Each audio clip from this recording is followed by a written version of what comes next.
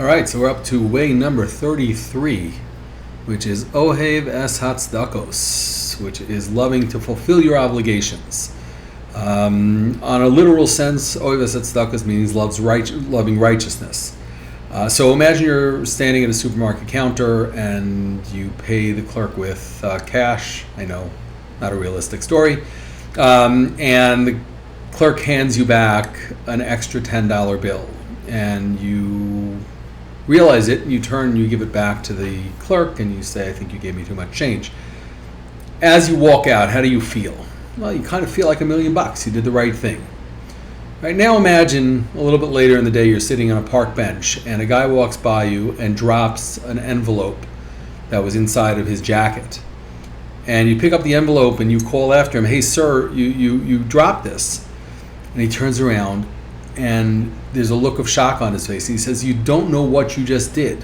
You know what's in that envelope? My entire life savings is in that envelope. I don't know what I would have done. You literally saved my life. Wow, imagine how you're going to feel then, right? So number 33 is really to understand the pleasures of fulfilling your obligations, of living a righteous life. So number one of this is to attain self-respect. Our drive to do good comes from the need that human beings have for self-respect. Our sages use the word kavod for honor, for respect, right? Kavod comes from the same root as the word kaved, which means heavy in Hebrew, right? And that is because we all have a desire and a need to feel weighty, to feel like we are substantive. Right? When we wake up in the morning, we want to be able to look in the mirror and say, I am someone. Right? And how does that happen? It comes from a life of making the right decisions to do the right thing. So number two of this is the burden-pleasure conundrum. Right? So how would you react if your teenage son, you call to him from the bedroom and say, honey, take out the garbage, please.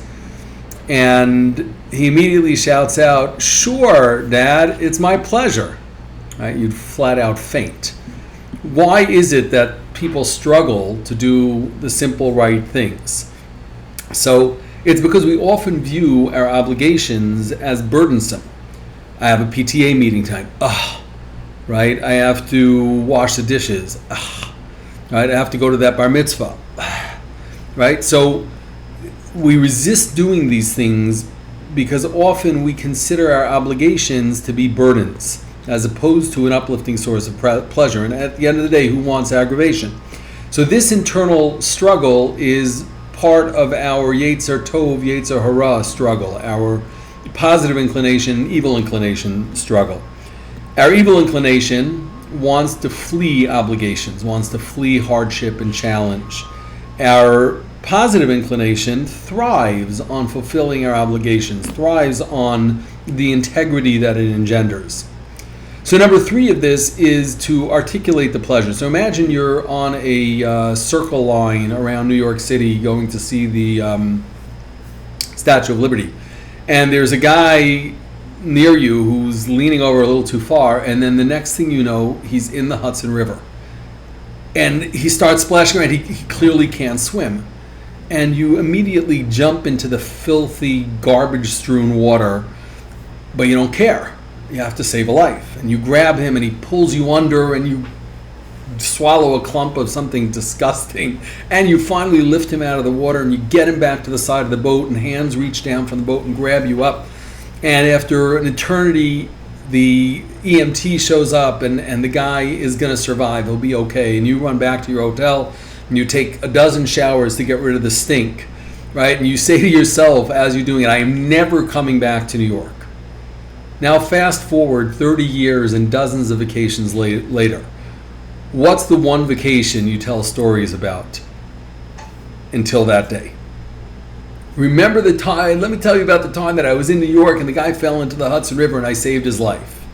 Right? At the end of the day, when all is said and done, there's no greater pleasure than the pleasure of doing what's right and doing something righteous.